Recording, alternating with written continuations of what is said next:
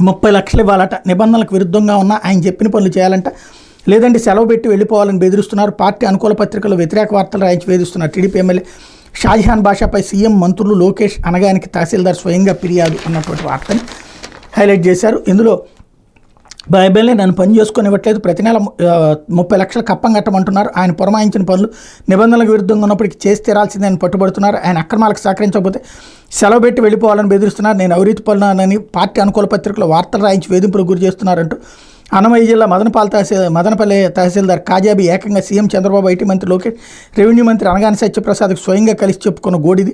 తాను ప్రశాంతంగా ఉద్యోగం చేసుకునే పరిస్థితులు కల్పించాలని వాళ్ళని వేడుకున్నారు. అధికార పార్టీకి చెందిన మదనపల్లి టీడీపీ ఎమ్మెల్యే షాజహాన్ బాషాపై అక్కడ తహసీల్దార్ నేరుగా ముఖ్యమంత్రిని కలిసి ఆరోపించడం ఇప్పుడు స్థానికంగా సంచలనంగా మారింది. పాలనా వ్యవహారంలో టీడీపీ కూటమి ప్రజాప్రతినిధుల అరాచకం ఈ సంఘటనకు అద్దం పడుతోంది.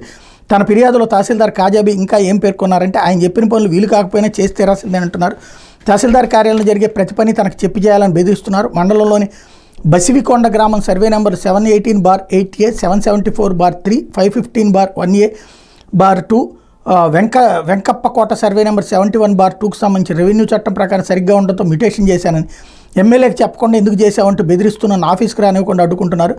ఇక కోళ్లబైలు గ్రామం సర్వే నెంబర్ 965/5, 595లో 1.8 ఎకరాల్లో లేఅవుట్ వేసి 2 సెంట్ల చొప్పున ఎమ్మెల్యే మనుషులకు ఇవ్వాలన్నారు. కానీ ప్రభుత్వ నిబంధనల ప్రకారం 2 సెంట్లు ఇచ్చే అవకాశం లేదని చెప్తే వినిపించుకోలేదు. ల్యాండ్ కన్వర్షన్లు, మ్యూటేషన్లు తదితర రెవెన్యూ సేవలు ఎమ్మెల్యేకి చెప్పకుండా చేయరాదని హుకుం జారీ చేశారు. అలాగే తహసీల్దార్ కార్యాలయంలో డిప్యూటీ తహసీల్దార్ అస్లాం బాషాను ఎమ్మెల్యే తన చెప్పు చేతలో ఉంచుకుని రికార్డులను కలెక్టరేట్లకు పంపకుండా పాలనాపరమైన పనులు జరగనీయకుండా అడ్డుకుంటూ మానసికంగా నన్ను తీవ్ర ఒత్తిడికి గురి చేస్తున్నారు. పైగా టీడీపీ అనుకూల పత్రికలు నాపై అసత్యాలు ప్రచారం చేయించారంటూ ఆమె సీఎం లోకేష్ వద్ద ఆవేదన వ్యక్తం చేశారన్నటువంటి వార్తని హైలైట్ చేశారు.